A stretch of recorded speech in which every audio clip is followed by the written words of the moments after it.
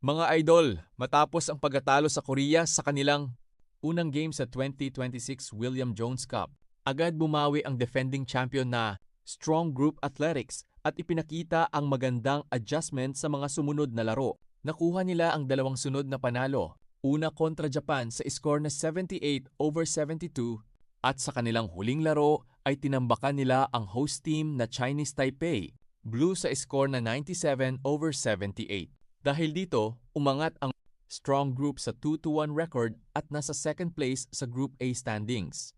Layunin ngayon ng Strong Group na patuloy na umangat sa standings at muling maiuwi ang kampyonato sa William Jones Cup para makumpleto ang kanilang three-peat. Sa kanilang panalo kontra Chinese Taipei Blue, nanguna sina Isaiah Piñeiro at Taguan AG na parehong nagtala ng 19 points at naging pangunahing sandala ng Strong Group sa opensa. Nagpakitang gilas din ang former NBA big man na si Boban Marjanovic matapos magtala ng double-double na 14 points at 10 rebounds. Nag-ambag naman si DJ Fenner ng 15 points upang makatulong sa Strong Group na makuha ang kanilang second straight win. Mas gumanda rin ang kanilang team chemistry habang mas nagkakasanayan ang mga manlalaro at mas nagiging maayos ang kanilang execution sa bawat laro. Kasama sa lineup sina Remy Martin, Dave Ildefonso, Shaun Ildefonso, Titing Manalili, Boban Marjanovic, Isaiah Piñeiro, DJ Fenner, Angelo Kwame, Matthew Wright, William Navarro, Allen Liwag at Tajuan AG. Sa pangunguna ni head coach Charles Stew, makikita na malaking bagay para sa Strong Group ang mabilis nilang pag-adjust matapos ang opening game loss sa Korea. Sa halip na maapektuhan ng unang pagkatalo, nakapag-rebound sila at nakakuha agad ng dalawang sunod na panalo. Ipinapakita rin ng kanilang malaking victory margin kontra Chinese Taipei Blue na mas naging consistent ang kanilang offensive execution at defensive pressure. Bukod dito, mahalaga ang balanced scoring at production mula sa kanilang mga big man dahil hindi lamang sa isang player nakasalalay ang kanilang opensa. Malaking factor din ang pag-improve ng chemistry ng koponan.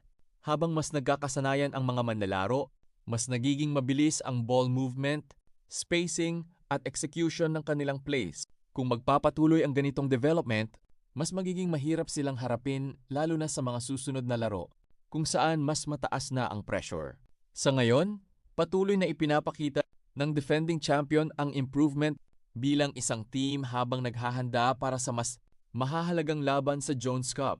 Muling haharap ang Strong Group sa Japan sa second round sa Martes, August 18, alas 10 ng umaga. Mahalaga ang laban na ito para mapanatili nila ang magandang posisyon sa group standings at magkaroon ng pagkakataong umangat pa. Bukod dito, pagkakataon din ito para maipakita nila kung gaano na sila ka-improved matapos ang unang pagkatalo sa Korea bilang defending champion. Malaking hamon para sa Strong Group na mapanatili ang kanilang momentum, consistency at team chemistry hanggang sa mga susunod na laro habang patuloy nilang hinahabol ang kanilang layunin na makumpleto ang three-peat sa William Jones Cup. Sa tingin ninyo, kaya na bang ituloy ng Strong Group ang kanilang winning momentum at tuluyang makumpleto ang three-peat sa William Jones Cup? O may kupunan pa kayang makapagpabagsak sa defending champion bago nila maabot ang kanilang layunin?